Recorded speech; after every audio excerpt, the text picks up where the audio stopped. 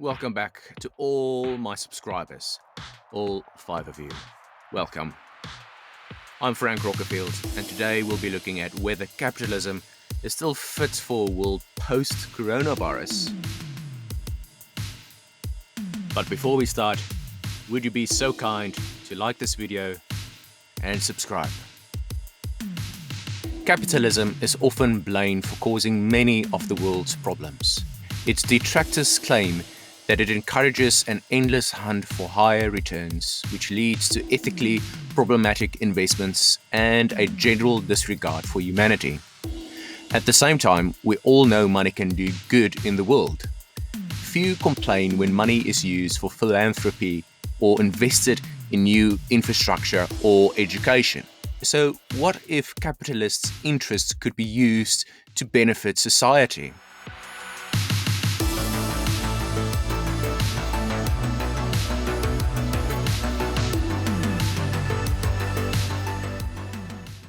No tool is inherently good or bad. Morality enters the picture when tools are put to use.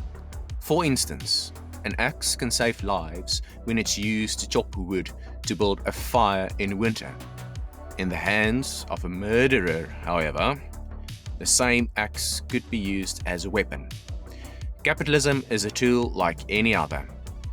Since human beings ultimately control the capitalist system, it's up to us to decide whether capitalism is used for good or bad.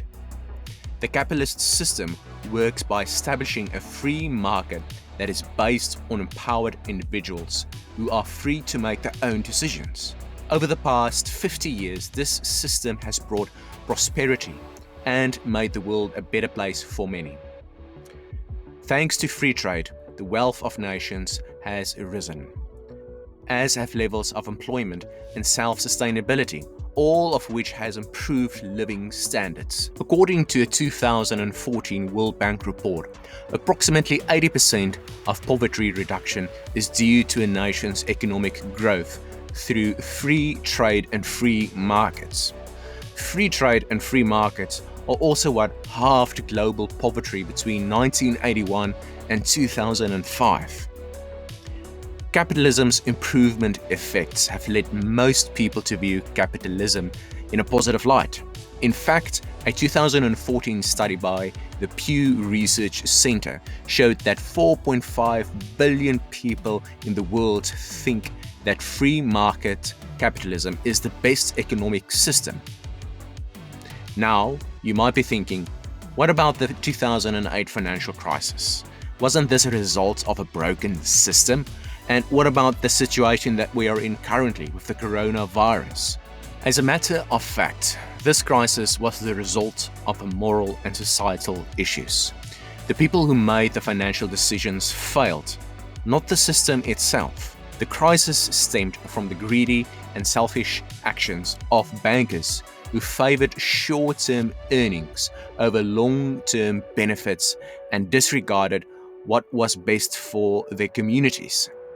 In retrospect, the immoral actions of US energy company Enron foreshadowed the crisis that followed. The company collapsed into bankruptcy after they tried to hide debts by exploiting loopholes and posting false numbers. Rather than trying to provide a helpful service, the company strove to improve stock and price and earn big returns and dividends. The motives and bankers were similar, greed-driven. Rather than helping clients, they based their actions on self-interests alone.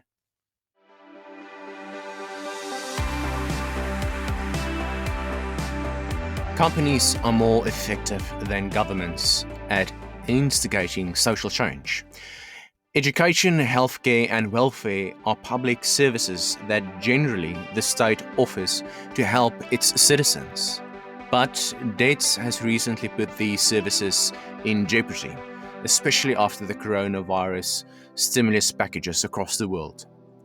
These days, governments are curing such huge debts that they are forced to raise taxes and cut spending in an effort to cover them. These methods, which only hurt a country's economic growth are called austerity measures. After the 2008 crisis, many governments imposed austerity measures, as they will do once the coronavirus subsided. This failed to generate wealth or improve society. In some US states, raising taxes and cutting spending couldn't even prevent the healthcare system from collapsing. Governments bogged down by bureaucracy and with limited authority routinely have trouble meeting the needs of citizens. Taking actions take a great deal of time. Companies, on the other hand, don't have these problems. They don't have to pass a bill through Congress in order to take action, which allows them to deliver effective healthcare, educational, and environmental policies more efficiently than any government. Indeed, Walmart provides its employees with better healthcare than the US government provides its citizens. Walmart!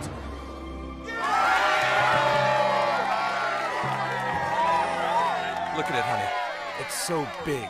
As of 2014, a 30-year-old smoker earning $30,000 per year would pay $70 a month to be covered by the Walmart plan.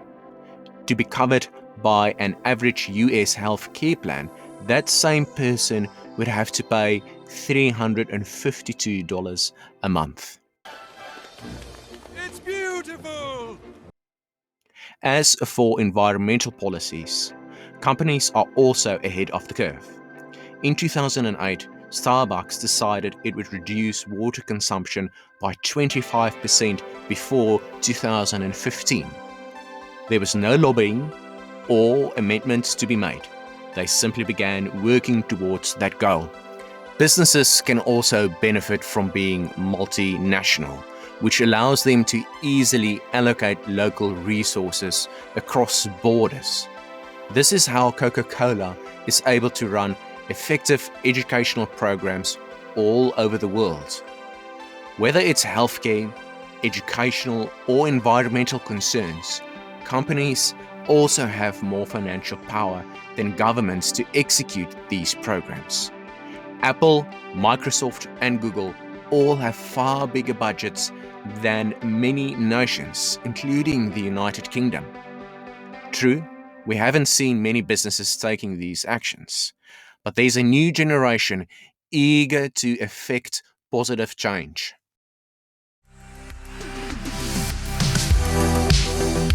Millennials have the right values to put the capitalist system back on track. Traditionally, the standard career advice has been, don't change jobs every year. It'll make you look unreliable and overly eager to jump ship. Grease salesman, carny, mayor, grifter, bodyguard for the mayor, country western manager, garbage commissioner, mountain climber, farmer, inventor, smithers, poochie, celebrity assistant, power plant worker, fortune cookie writer, beer baron, quickie mart clerk, homophobe, and missionary. But today, the new generation, the millennials, has a different set of career values, and people such as startup developers are expected to have a varied resume. Millennials place a great deal of importance on having a career that improves and benefits society. For the baby boomer generation, the most important career values were stability and individual prosperity. But for the millennials, who were born between 1984 and 2000, there's a completely new set of ideals. A big reason for this shift is that millennials aren't fooled by the classic idea of the American dream, which suggested that if you worked hard, you'd be properly rewarded. The 2008 financial crisis was proof of the hollowness of this ethos. In the traditional scenario, the millennials would be on the losing end of things. They would earn less money due to baby boomers due to seniority, and due to the aging population, they would be expected to work harder and pay more taxes. So, instead of focusing on money, millennials prioritize businesses, practices that make society a better place. They also perform more volunteer services than any other age group, which is another sign they are truly interested in philanthropy. Millennials are the leaders of tomorrow, and they will bring their own set of values to the companies. They run and use the capitalist system in a way that will benefit society. Millennials are the leaders of tomorrow, and they will bring their own set of values to the companies they run and use the capitalist system in a way that will benefit society. When we look at statistics, we can see how impressive millennials are demographically. By 2025, millennials will comprise 50% of all eligible voters in America and 75% of its workforce. This adds up to around 103 million millennials, which is about 36% of the overall US population.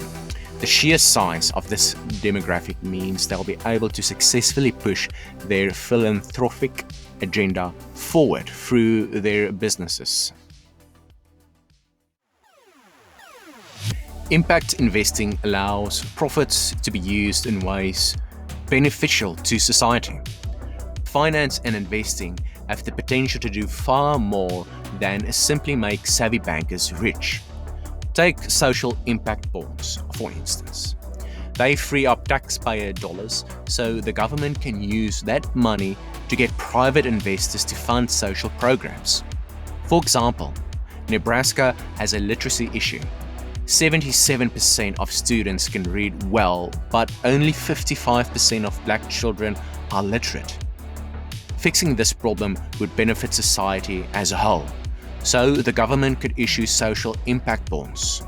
Now, private companies can finance a program to help marginalized children improve their reading by, for instance, opening a new school or paying for more teachers.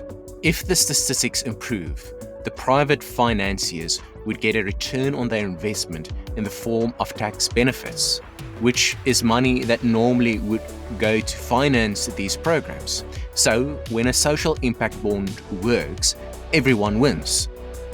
This is also known as impact investing, and the challenge is to make these opportunities financially rewarding so that they are attractive to investors. One way to do this is to emphasize the future benefits. For instance, the positive impact the investment may have on the lives of students. When students do well in school, they grow up to be more confident and earn more money in their careers, leading to higher profits, which creates more jobs and more tax revenue for society as a whole. Such societal payoff needs to be brought to the forefront, because if the returns are not clear, investors will simply put their money toward other companies that do offer clear returns. But these companies don't always have society's best interest at heart. Enron, for example, offered clear returns on investments by being corrupt. This is why it's so important to consider societal benefit of our investments. Otherwise, we'll only end up in another crisis. So a good investment is one that strikes a balance between profit and positive societal impact. It's not always easy to find the right investment with a positive societal impact. Thankfully, there's the 6E model to help guide the way. It takes into consideration 6 criteria that clearly and effectively measures the societal impact of an investment. The better the score, the more value the investment carries. The first criterion is economics. This simply calculates the price of a company's stock. Riskier investments will have a higher future stock price and a higher return rate. The second criterion is employment. Companies with a better score will provide a greater social benefit by employing more people and creating more jobs.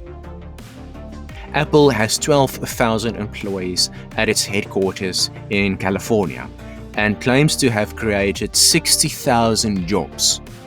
Consider all the other businesses, such as restaurants, gym, and grocery stores that have popped up around the city. You can usually bet on companies that have potential for job growth. The third criterion is empowerment. Consider how diverse a company is.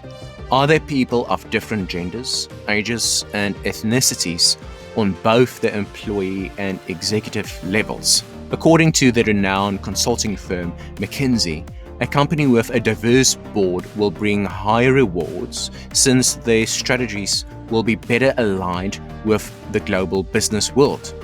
It also makes the company more trustworthy. After all, would you believe a company that says it's looking out for the best interest of everyone in the community if all of their executives were of the same background? The fourth criterion is education. How strong are the company's professional development programs? Better education leads to more skills and higher earning, all of which enables people to better care for themselves. The fifth criterion is ethics. High-scoring companies always have clear ethical guidelines for their executives. Finally, there's the environment. Find out what the company is doing to reduce pollution. This is of great importance since it has huge impact on society and general health worldwide. With these 6 factors in mind, you can see how a business and your investment contribute to making the world a better place. So the key message: finance can be a positive force when used correctly. Impact investing, which generates profitable returns while simultaneously benefiting society, is just one way to invest ethically.